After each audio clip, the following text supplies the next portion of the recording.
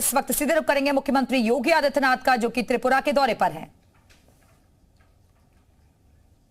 सभी माननीय मंत्रीगण, एमएलएज और उपस्थित शांतिकाली मठ से जुड़े हुए सभी उपस्थित भक्तगण, शुभचिंतकगण, अतिथिगण और उपस्थित बहनों और भाइयों, मैं सबसे पहले मां त्रिपुर सुंदरी की इस पावन धरा को कोटि कोटि नमन करते हुए इस पूरे कार्यक्रम के आयोजक और संयोजक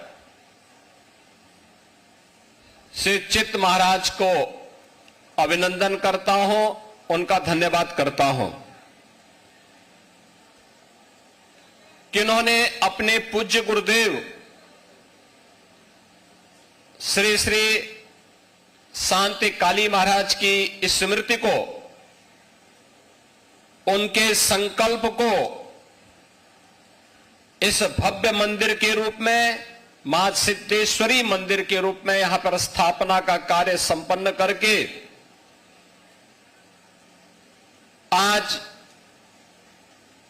इस पूरे मंदिर को त्रिपुरा क्षेत्र की जनता के लिए मां त्रिपुर सुंदरी की कृपा के साथ साथ मां सिद्धेश्वरी का भी कृपा उन पर बरसेगी।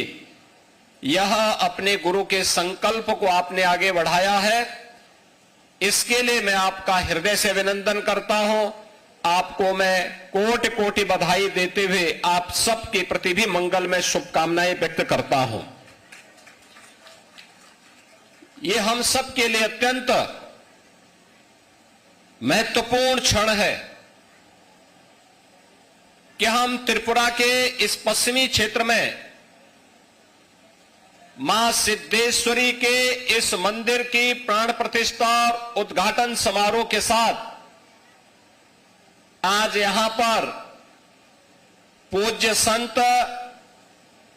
श्री श्री शांति काली महाराज की स्मृतियों के लिए भी आज उन्हें स्मरण करने के लिए यहां एकत्र हुए हैं। और यह एकत्रीकरण ऐसे समय में हुआ है जब एक ओर हम त्रिपुरा के अंदर एक लोकप्रिय सरकार के सानिध्य में, जो डबल इंजन की सरकार है, डबल स्पीड के साथ विकास और त्रिपुरा के सर्वांगीण विकास के लिए कार्य कर रही है, तो दूसरी ओर हम सबके सामने धार्मिक क्षेत्र में भी हो रही प्रगति, जहां हमारे लिए उल्लेखनीय है, लेकिन वहीं बगल में आपकी हजारों किलोमीटर से जुड़ी हुई सीमा के अंदर जो हमारे बंधुगण रह रहे हैं, उनकी क्या स्थिति है, यह आप सबसे किसी से भी छुपी हुई नहीं है। बहनों और भाइयों, हम सबको इस बारे में ध्यान रखना होगा। धर्म एव हतोहंति धर्मो रक्षति रक्षिता। अगर आप धर्म की रक्षा करेंगे तो धर्म आपकी रक्षा करेगा, लेकिन अगर आप अपने स्वार्थ के लिए उस धर्म का बलिदान कर रहे हैं तो वह धर्म भी आपके साथ उसी प्रकार का व्यवहार करेगा। हमारी सनातन मान्यता रही है, यतो धर्मस् ततो जय, और यही हम सब की शिक्षा है। हम सब आज एक भारत श्रेष्ठ भारत के रूप में पूरे देश के अंदर उत्तर, दक्षिण, पूरब, पश्चिम एक मजबूत भारत के लिए कार्य कर रहे हैं। प्रधानमंत्री मोदी जी का संकल्प, उनका सामर्थ्य और उनकी विजनरी लीडरशिप हम सबको एक नई यात्रा के साथ आगे बढ़ा रही है। और हम सब ये भी जानते हैं कि भगवान श्री कृष्ण की जब स्मृति हम सबके सामने आती है तो भगवान श्री कृष्ण एक हाथ में मुरली है तो दूसरे हाथ पे सुदर्शन भी तो है उनके हाथ में। केवल मुरली से काम नहीं चलेगा, बल्कि सुरक्षा के लिए सुदर्शन भी आवश्यक है। और सुदर्शन भी जब आपके सामने होगा तो फिर किसी श्री श्री शांति काली महाराज को अपना बलिदान नहीं देना पड़ेगा। बहनों और भाइयों, आज कितना सौहार्दपूर्ण और सुरक्षित माहौल त्रिपुरा के अंदर है। क्या यह माहौल आज से 7 वर्ष पहले, 10 वर्ष पहले क्या संभव था? क्या यह संभव था? क्या यह सुरक्षा का माहौल इस रूप में था? संभवतः नहीं। मुझे याद है जब पूज्य संत शांति काली महाराज ने आश्रम की श्रृंखला को खड़ा करके अपने कार्यक्रमों को आगे बढ़ाया था 1994 में। उनका कार्य अद्भुत था, सराहनीय था, हम सबके लिए एक नई प्रेरणा है, अभिनंदनीय है। और शांति काली महाराज ने उस समय जो संकल्प लिए थे, आज चितरंजन महाराज उस कार्यक्रम को मजबूती के साथ बिना रुके, बिना डिगे, बिना थके कार्य कर रहे हैं। और इसीलिए तो भारत सरकार भी आज आपका अभिनंदन कर रही है। पद्म पुरस्कार भारत का सर्वोच्च पुरस्कार है, नागरिक सम्मानों में से एक है। उस पुरस्कार से आपको सम्मानित कर रही है, क्योंकि इस क्षेत्र में जिस ऊर्जा के साथ आपने काम किया है, अपने गुरु के संकल्पों को आगे बढ़ाने का कार्य किया है, वे अभिनंदनीय है। लेकिन यहां पे हमारे त्रिपुरा के महाराज भी यहां पर उपस्थित हुए हैं। हम दोनों एक ही परंपरा से जुड़े हुए हैं। उनकी मातृपक्ष भी उत्तराखंड से जुड़ी हुई है और मैं भी उत्तराखंड में, मेरा भी जन्म हुआ है। और इसीलिए एक आत्मीयता हम लोगों में है। उनका बचपन उत्तर प्रदेश में व्यतीत हुआ। उत्तर प्रदेश की राजधानी लखनऊ में, और उत्तर प्रदेश का भौगोलिक क्षेत्रफल की दृष्टि से जो सबसे बड़ा जनपद है लखीमपुर खीरी, उनका स्टेट का भी वहां पे कुछ हिस्सा है। और मैं उनको एक बात उनके संज्ञान में जरूर लाना चाहूंगा कि महाराज, इस जरूर ध्यान में रखना कि त्रिपुरा स्वतंत्र इसलिए था क्योंकि त्रिपुरा के राजा के पास सामर्थ्य थी, शक्ति थी। उन्होंने यहां की जनता को एकजुट करके विधर्मियों के लिए भी और उन आक्रांताओं की ताकत को भी समझा था और उनको अपनी ताकत का एहसास कराया था। इसलिए त्रिपुरा सुरक्षित रहा, स्वतंत्र भी रहा। जो भी सामर्थ्यवान होगा, अपनी ताकत का एहसास अपने दुश्मनों को कराएगा, वो हमेशा सुरक्षित रहेगा और सामर्थ्यवान बना रहेगा। लेकिन जो भी अपनी ताकत को खो करके अपने दुश्मन और मित्र को समझने में भूल करेगा, वह हमेशा उसी प्रकार का खामियाजा भुगतेगा जैसे आज बांग्लादेश के अंदर हो रहा है। बहनों और भाइयों, राष्ट्रीय स्वयंसेवक संघ ने इस खतरे को भांपा था 1925 में। राष्ट्रीय स्वयंसेवक संघ इस बात को जानता था कि अगर हम इसी प्रकार से कांग्रेस के द्वारा चलाई गई दुर्बल संधि का शिकार होते रहेंगे तो वे इस देश का विभाजन कराएंगे, हिंदुओं को कत्लेआम कराएंगे और फिर इस देश की परंपरा को, इस देश की संस्कृति को, इस देश की जातीय परंपरा को पूरी तरह नष्ट भ्रष्ट कर देंगे।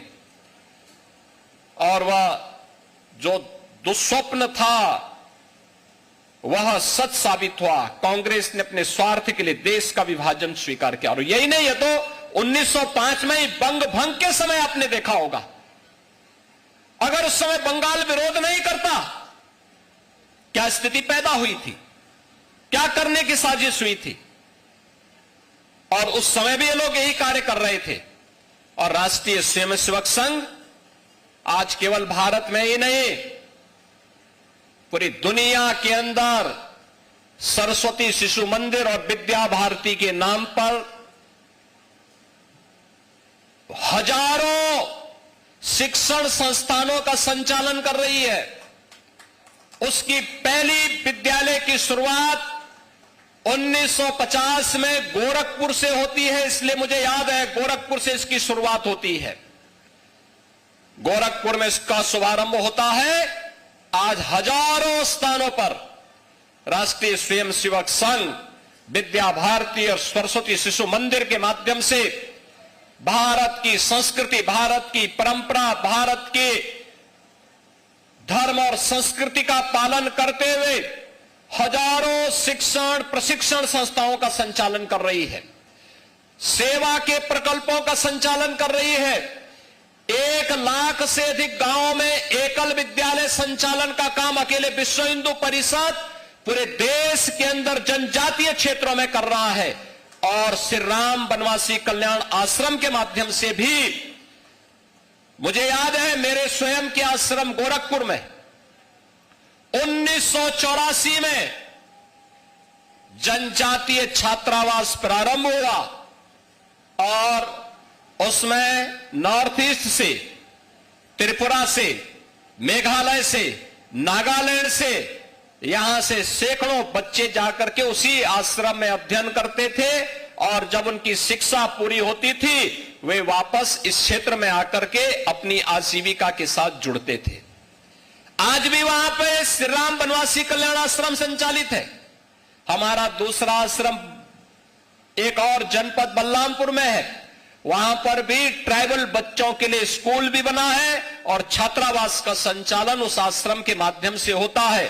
और विश्व हिंदू परिषद और राष्ट्रीय स्वयंसेवक संघ हजारों ऐसे स्थानों पर ट्राइबल बच्चों के लिए इस प्रकार के शिक्षण और प्रशिक्षण केंद्र संचालित करके उनके उज्जवल भविष्य के साथ अपने आप को जोड़ने का काम करता है।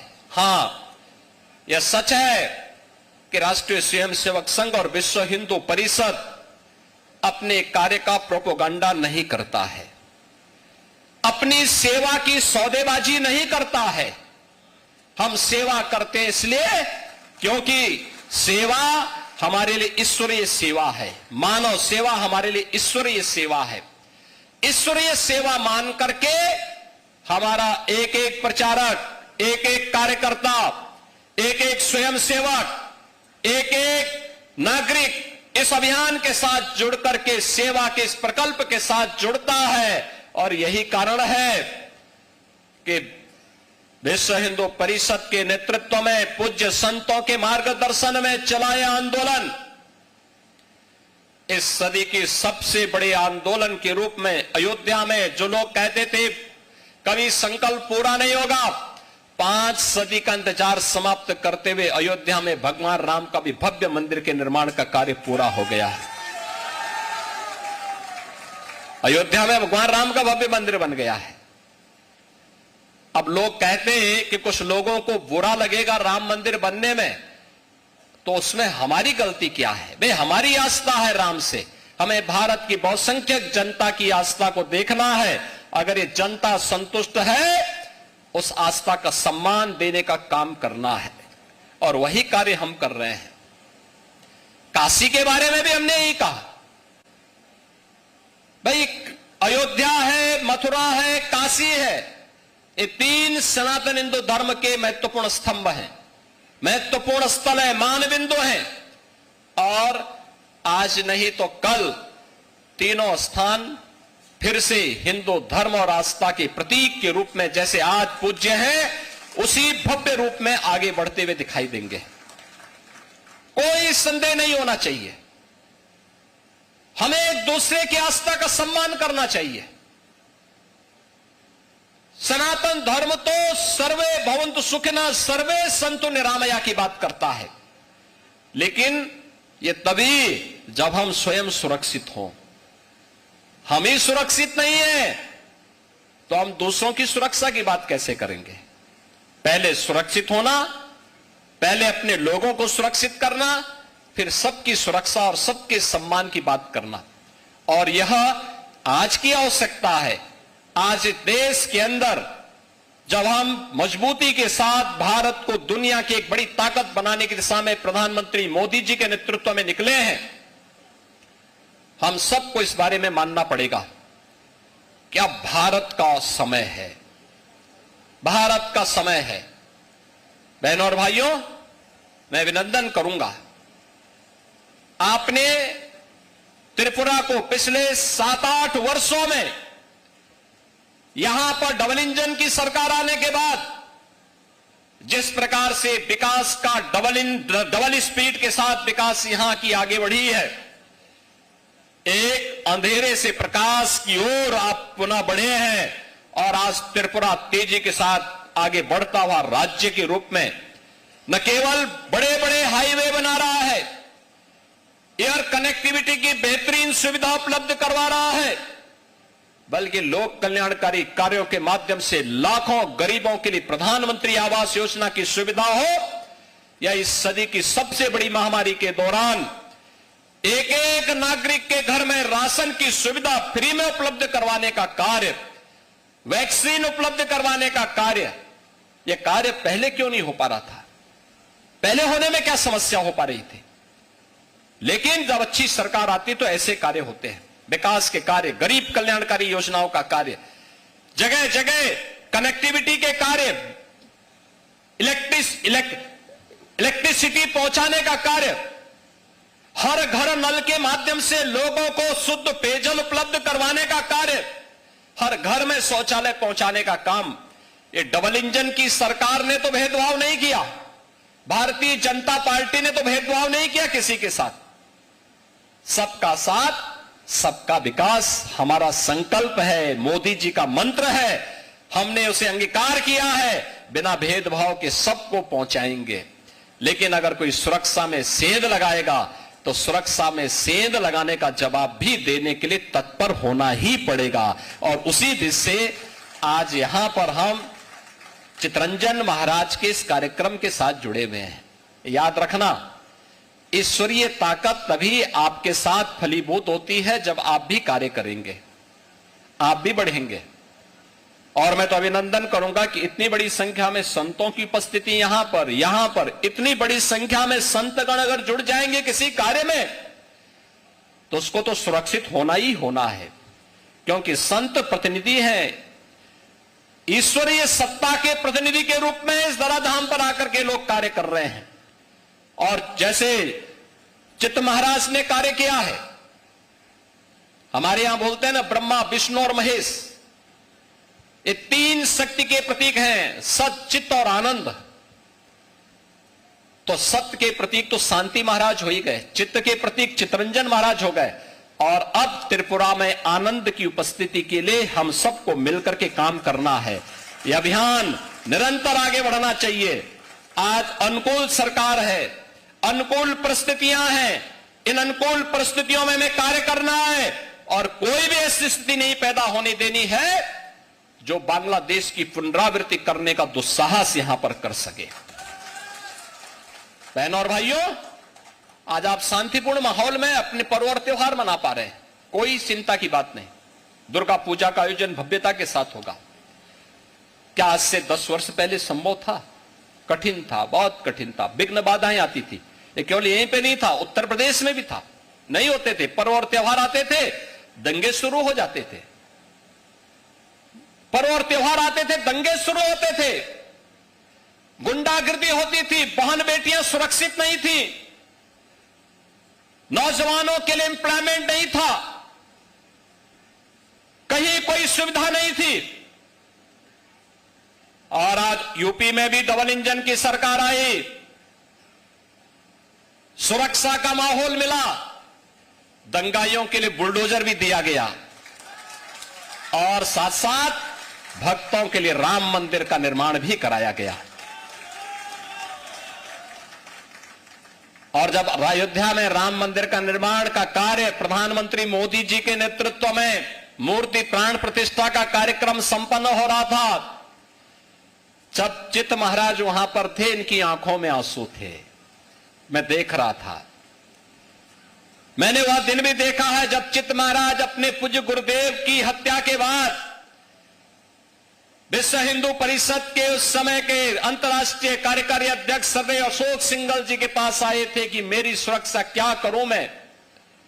और उस समय आडवाणी जी ने उन्हें सुरक्षा प्रदान की थी और फिर उन्हें कहा था कि आप त्रिपुरा में जाइए, आपको सुरक्षा मिलेगी। और वहां जब अयोध्या में राम मंदिर के मूर्ति प्राण प्रतिष्ठा के कार्यक्रम समारोह में अतिथि के रूप में आए थे, उनके आंखों में आंसू इस बात को लेकर के थे क्योंकि अयोध्या में राम मंदिर का निर्माण हो, यह संकल्प शांति काली महाराज का भी संकल्प था। अपने गुरु के संकल्प को पूरा होते हुए देख करके उनकी आंखों में आंसू थे कि मेरे गुरु की आत्मा को शांति मिल रही होगी कि हमारा एक संकल्प पूरा हो रहा है। और इसीलिए वह वहां पर उस कार्यक्रम के साथ जुड़े थे। मैं अभिनंदन करूंगा इस संत को और मैं आप सभी का आह्वान करूंगा, जितने संत हैं, जितने यहां पे श्रद्धालु बैठे हैं, जितने भक्तगण बैठे हैं, ये संत उसी परंपरा का पालन कर रहे हैं। याद रखना, विधर्मी को जब भी अवसर मिलेगा और जब भी वह ताकतवर होगा, वह अपनी उस मनसा के अनुरूप कार्य करेगा। कहीं पे शांति काली महाराज की हत्या करेगा, कहीं स्वामी लक्ष्मणानंद जैसे संतों की हत्या करेगा। लेकिन हमें इन लोगों को फिर से अवसर नहीं देना है। इसके लिए अनुकूल सरकार, अनुकूल परिस्थितियां, इन संतों के साथ खड़े होकर के धर्म के प्रचार के लिए अपना कार्य करिए, लगिए। सनातन धर्म हर पंथ और उपासना विधि का सम्मान करता है, हर एक का सम्मान करता है। हमारे यहां बौद्ध हो, जैनी हो, सिख हो, उपासना विधि में आप किसी भी परंपरा को मानने वाले हो, आप देवी को माने, आप कृष्ण को माने, आप तंत्र की परंपरा को माने, आपके लिए इसमें भेद नहीं। लेकिन हमें इस बात को मान के चलना चाहिए कि हमारा देश सुरक्षित रहना चाहिए, हमारा धर्म सुरक्षित रहना चाहिए। और इसके लिए हमें आह्वान करना होगा कि फिर से किसी शांति काली महाराज को, किसी स्वामी लक्ष्मणानंद जी को अपना बलिदान देने की नौबत ना आने पाए। इसके लिए इन संतों का सानिध्य लेकर के धर्म जागरण के इस पवित्र अभियान को आगे बढ़ाने की आवश्यकता है।